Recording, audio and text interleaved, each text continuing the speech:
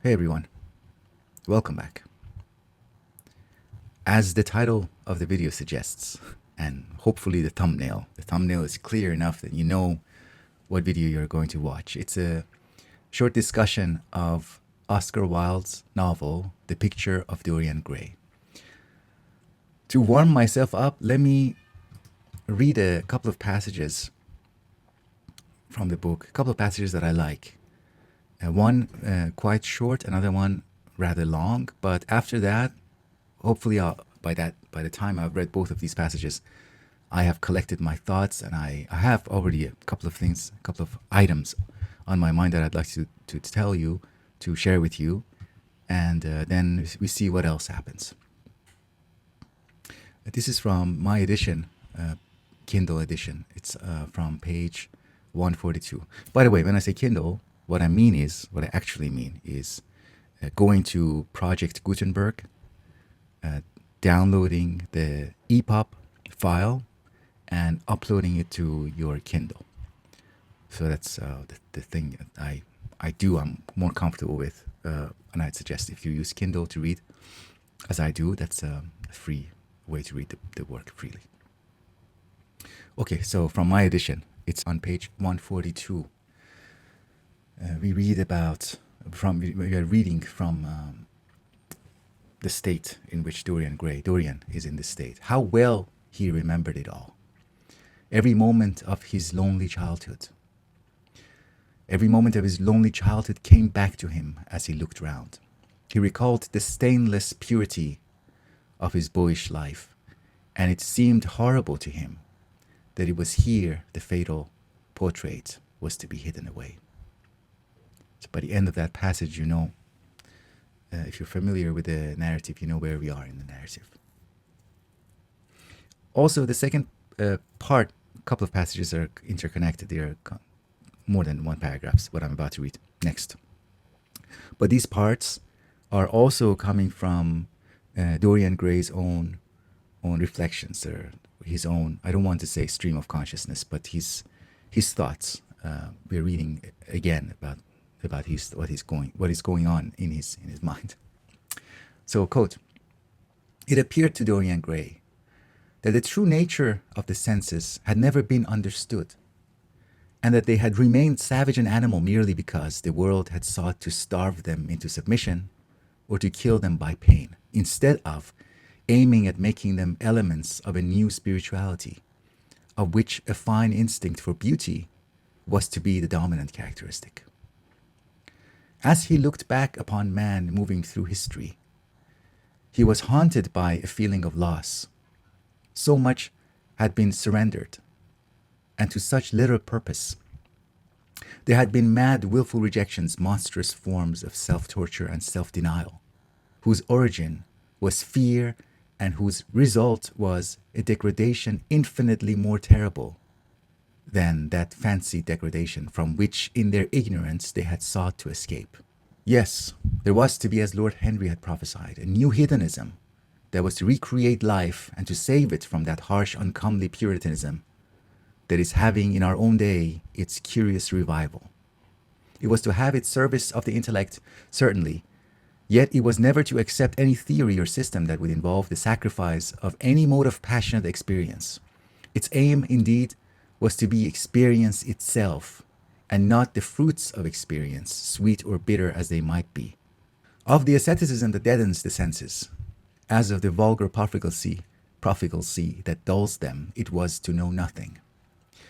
But it was to teach man to concentrate himself upon the moments of a life that is itself but a moment."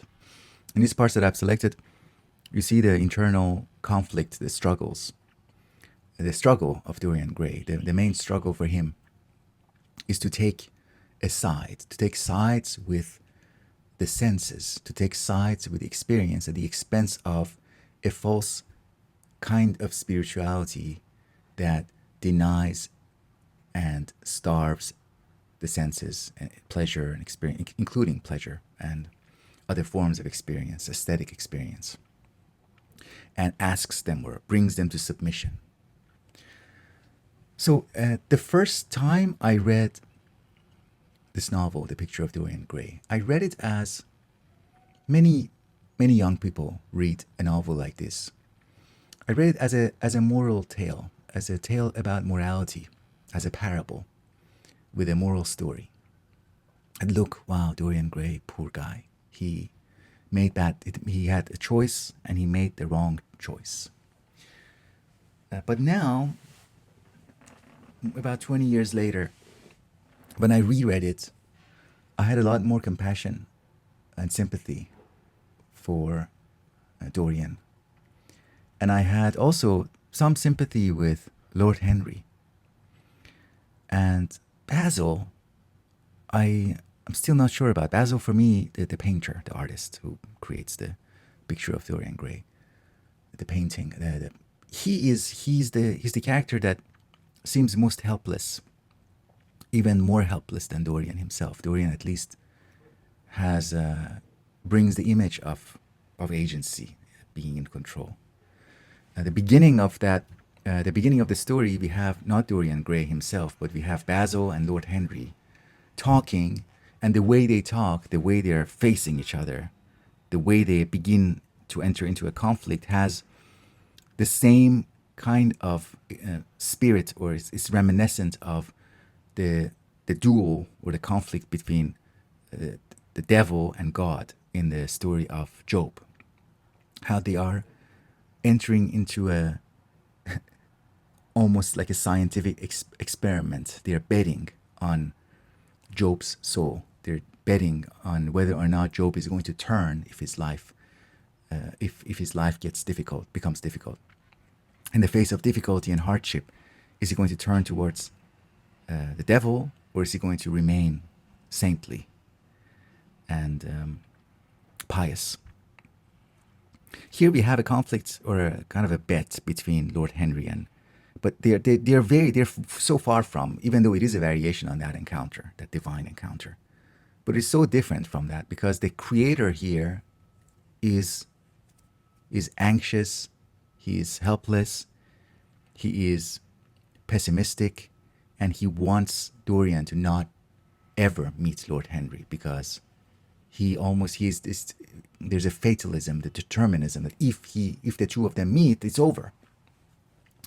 So there's that kind of that kind of prediction and a worry is built into Basil's perspective.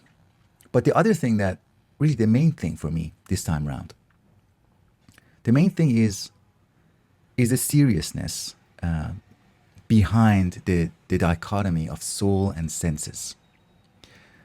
Isn't it strange that almost every dichotomy, almost every dualism arises from a very ridiculous kind of seriousness? It is that ridiculous comic, not the comedy that lacks a self-awareness. It's that comic seriousness that needs the dichotomy. It's that imagine that the funniest, most uptight religious figure who is giving us a treatise on the distinction between body and soul, the nobility of the soul and the vulgarity of the body, the sinfulness of the body. If you pay attention to the body, the senses, we are going down the wrong path, and the soul is what we should pay attention to. We should live a life of spirit.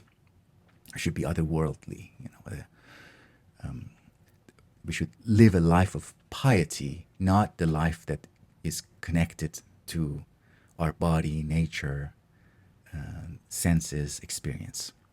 That it is the seriousness that insists on the separation between the two. And it is that seriousness that we should resist. If that dichotomy didn't exist in the beginning, if the dichotomy between the soul and the senses didn't exist, there would be no story of Dorian Gray. There will be no dichotomy of Dorian Gray, the person, the actual person, and Dorian Gray, the image. Because it is that dichotomy that turns the image into something more. Turns the portrait, the painting. That painting becomes a symbol of something that it was never supposed to be. And by becoming that symbol, it deprives the actual Dorian Gray of some things that are his. So we don't have to bring in Marxism, but we are what I'm talking about here is the alienation. Dorian Gray is alienated from himself by projecting some things about himself to the painting. The painting becomes this idealized object that anchors all that is good and pure and presentable about Dorian Gray. And he then, even when he rebels against that, his rebellion, his resistance, he's becoming obsessed with the senses, with aesthetic experiences. When he gets that book, the book that we don't, that is not named, that we don't read the title, but I think there were speculations that the book is the one titled "Against the Grain" or "Against Nature" by Huysmans. So regardless of that book, but the book, he himself regards the book as poison. And the reason is because he has already taken for granted that central dichotomy to the story. He has taken for granted the dichotomy between soul, the purity of the soul, and the dangers of experience and hedonism. He gets very close to deconstructing that dichotomy in that long passage that I told you about. That it is the senses. He says, it seemed to him as if the senses are supposed to be the basis of a new spirituality. This resonates with another text by André Gide called Fruits of the Earth. In that work, we are also getting glimpses of a new kind of spirituality that is rooted in the senses and experience. But he struggles, he tries to deconstruct, but eventually he fails to get out of that. He fails to get out of that seriousness. There's a scene, to me, absolutely like a telling scene and very significant. It's the last time that Dorian and Basil meet. Basil is coming to Dorian's place, his house, and he says, "Can I come? I'm going on a long journey. Can I come and talk with you?" Dorian says, "Yes, but you should promise not to be serious. As long as you don't talk about anything serious." I'm paraphrasing, but Dorian is signaling that what he's exhausted by is that seriousness. What he's trying to get away from is the spirit of seriousness that has given rise to this organization that is completely determining his action and how he interprets his actions.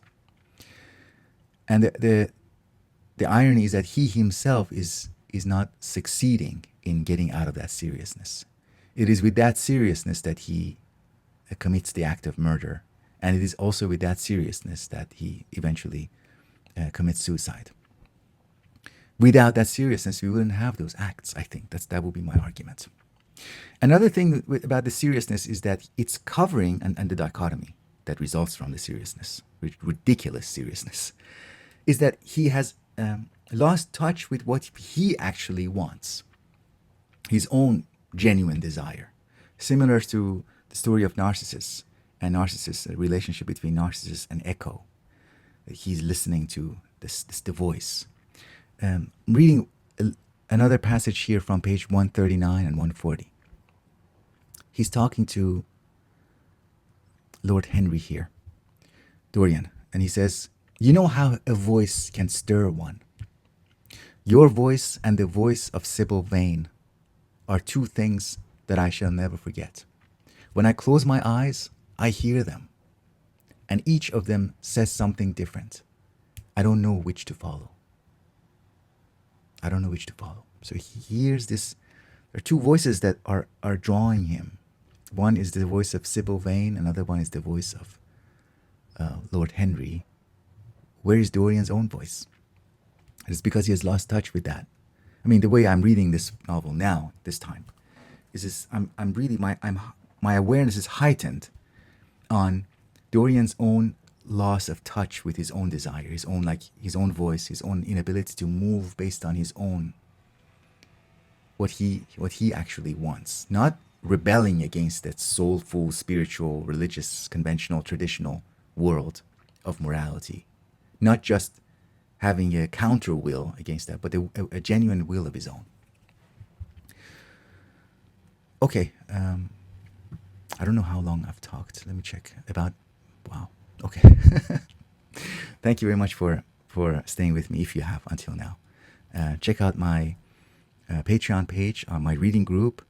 If you're interested in reading closely some texts with us, check out our schedule. We'll be happy to have you. Otherwise, thanks again, and I'll talk to you soon.